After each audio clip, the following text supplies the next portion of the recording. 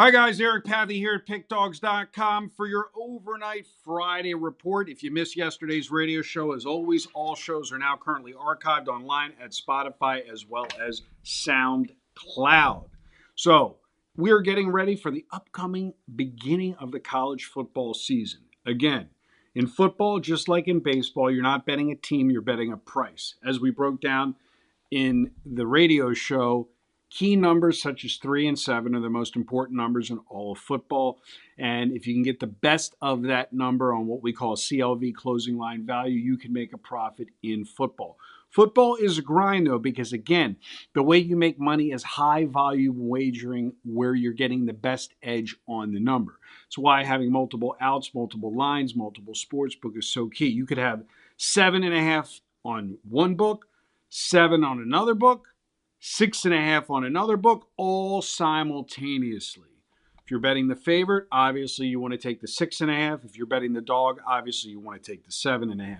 So, in the world of legalized sports wagering, having many different outs is a benefit. It's not like the stock market where, regardless of where you trade stocks, every price is the same across all the different trading services. In sports betting, it's completely different. Every out, every shot has an opportunity to have their own line makers in-house that skew the software. They might be heavy on one side geographically because the books are based out of, let's say, have a high contingent of, let's say, New York fans. So all the Giants games are going to be super inflated, or in Texas, all the Dallas games are going to be super inflated. So again, these are one of the tricks and tips to look for in the upcoming football season. If you're just betting with one sports book, you're putting all your eggs in one basket. You're making it much harder to profit in football because every time a game, quote unquote, pushes, lands on a 7 or lands on a 3, there's a sharp out there that had a 2.5, a 3.5, or a 6.5, and a 7.5 because they were doing their work in getting the best of the numbers. So just imagine if every week there's 5 games that you bet on that you push instead of winning. That's all from line shopping that has less to do with handicapping and line shopping, which is why you see lines move from beginning of the week all the way to what we call at post, which is game time. Normally, the public bets on game day, post, right up till game time, because they're making wagering decisions based upon the outcome of the prior games in the day.